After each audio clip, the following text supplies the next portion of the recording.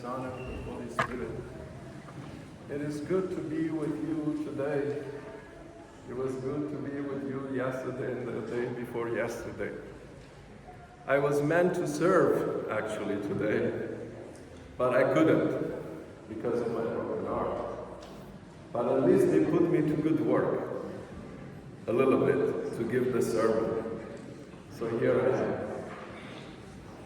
I tell my people in Texas many times, and I would like to tell you the same thing, that everything we hear from the gospel, every single story, and every single detail, is a treasure greater than the world. And do you know why this is? Because we learn from the Gospel of John that the Lord did and said so many things that if all of them had been written down, the entire world would not contain the books. Imagine how many things we don't know. How many healings we don't hear about. How many teachings are not written down. Just a few are. So therefore, the very few which are written down are even more valuable. Treasures. Every single story and every single detail. Even more so today's gospel, what we heard just now. Because imagine what we just heard could have been put together in one sentence. The Lord healed a woman and resurrected a girl. That's it. But instead, we're given all these details. What for? Why is the Holy Spirit telling us this? Certainly, it's not only so that we learn something about what happened 2,000 years ago, but rather, it is because something we need to hear. What do we need to hear today in today's gospel? What is there for our benefit? Well, every single word of the gospel is of infinite value and infinite teaching. But I will focus on only one, so that I don't speak too long. Do you think that when the Lord pulls out this woman that is touched, who touched me? A power has gone out of me. Do you think he didn't know who it was? Of course he did. He is God. So why is the Lord pulling her out? Why is the Lord telling her these things? Because she's talking to her. Not just to all the people there. Not just to the apostles. He's sending her a direct message. Daughter, come out. Because my brothers and sisters, very, very rarely, unless we are spiritual creatures, holy people, very rarely we have a physical ailment, a physical illness, without also suffering in the soul. Every physical problem that we have immediately impacts the heart. Sometimes it breaks us down. Sometimes we don't know what happened. We are taken by surprise as if it were. That we can hurt so. Sometimes we feel abandoned. Sometimes we feel directed targeted by someone. Maybe God, maybe the evil one. This is what we do when we hurt in the body. It is normal.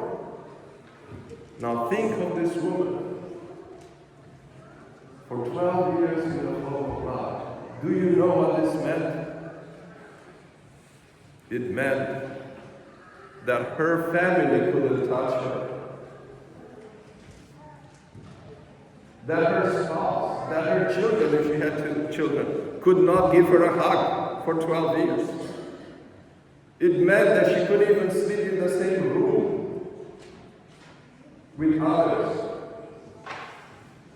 She couldn't greet others. It meant that when people saw her, as soon as her condition was up, when people saw her in the street, they crossed to the other side because she was impure. She couldn't be hugged. She couldn't be touched. This is what happened to her for 12 years.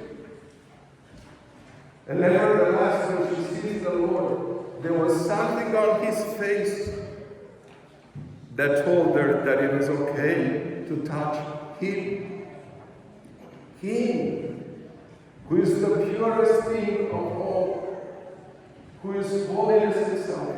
And she touches him. And her body gets healed, but not her soul.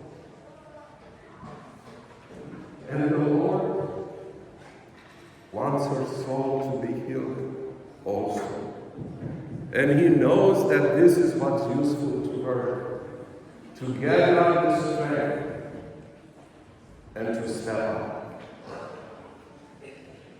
She, who had to hide from anyone for 12 years, has to come in the middle of this crowd and say, "It was me, O Lord. I touched you. And not only I touched you, but I'll tell you what I touched, because I've had this problem for 12 years." This is what the Lord is doing to her. He is now, as a second step, if you wish, healing her heart also. And my brothers and sisters, you can tell what this meant immediately, because the gospel gives us one extraordinary detail, that when she went up, she trembled. She was shaking like a little child. Imagine how difficult this was for her to tell her story, to say everything that basically has been crushing her life, to bear it all in front of others. Now, my brothers and sisters, we are being told all of this, not only so that we learn about her, but also so that we learn about us, about the God that we have, and about what needs to happen with ourselves.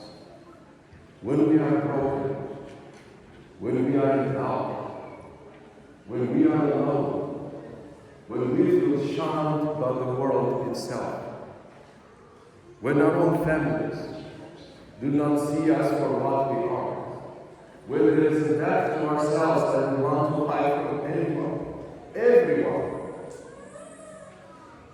when we don't want to be seen, we are learning today that we have always been known by the Lord and embraced by Him. And that there is nothing to fear to step up in front of Him and tell Him, "Lord, this is me. I struggle. I suffer." In other words, today, we're being challenged by the gospel to see on His face what this woman saw, so that we can courage and boldness in our lives, in front of Him. This is how He wants us. Because the Lord is joy, not just adventure. The Lord is peace. And He wants us to step up so that we can take it.